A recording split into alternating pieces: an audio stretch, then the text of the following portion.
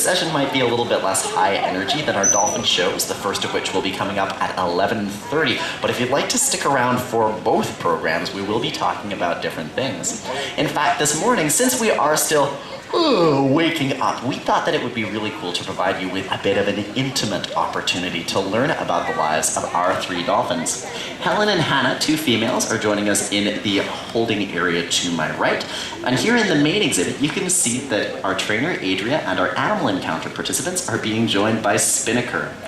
Of our 3 Pacific white-sided dolphins, Spinnaker has been living with us the longest. He's thought to be in his early 20s and is the only male among the 3. As you can see, Spinnaker and his trainers have a really strong bond of trust. And this level of trust and comfort allows us to work very closely with these marine mammals. Pacific white-sided dolphins like Spinnaker are unusual to find in human-made facilities, but they are found across a large range of water from northern Mexico to Alaska and all the way across the Pacific into the waters of Japan. Although Pacific white-sided dolphins are not currently known to be an endangered or threatened species, these animals are still difficult for researchers to study, and not many of them live in aquariums around the world. Our animal encounter participants have the unique opportunity to take part in a training session with Spinnaker. And if you'd like to learn more about this opportunity or other behind-the-scenes tours that are offered through the day, you can check in with myself after the program or our admission staff members. But since we are here and do have this exceptional view at the moment, I think that it would be a great opportunity for us to talk about what kinds of things go on in a daily training session. Now, you might have noticed that Adria has asked Spinnaker to show off several different parts of his body as a part of this session this morning. It's really important that our dolphins can expose any different surface area for the reasons of animal husbandry. That's a fancy way of saying animal health care, and it is our #1 job here at the aquarium, making sure that all of the residents here in our exhibits are well looked after. One way that we can ensure that our animals stay healthy is by checking over the outsides of their bodies. For instance, by looking at Spinnaker's beautiful white belly, we can get an idea of if any scrapes might have been picked up during playtime. Pacific white-sided dolphins are very acrobatic and also very social animals, so there is the potential that they might get into a few scratches. In those cases, we can always alert our marine veterinarian as quickly as possible in case we notice that anything is unusual. Of course, animal husbandry means more than just looking at what's going on the outside of a dolphin's body. We have to know what goes on in the insides of their bodies as well.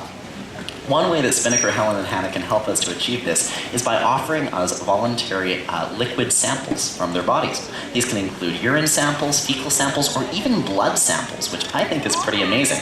All in all, working with our trainers, it's kind of like these dolphins are getting a doctor's appointment every day. Since we usually only see our doctors a couple of times a year, I would say that that is a pretty good health plan. It is, of course, very important that Pacific white-sided dolphins can engage with our trainers for these reasons, not just so we can look over their bodies, but so that we can keep them challenged as well. Looking after the social health of our animals can be achieved through training sessions like this. As you can see, Spinnaker can respond to a variety of different hand signals, and that he has been taught via positive reinforcement, or giving reinforcement for behaviors that we'd like to see. Some of the ways that we can let Spinnaker know that he's doing a great job as parts of a session like this are, of course, food, as well as positive touching, positive body language, or introducing toys to his exhibit.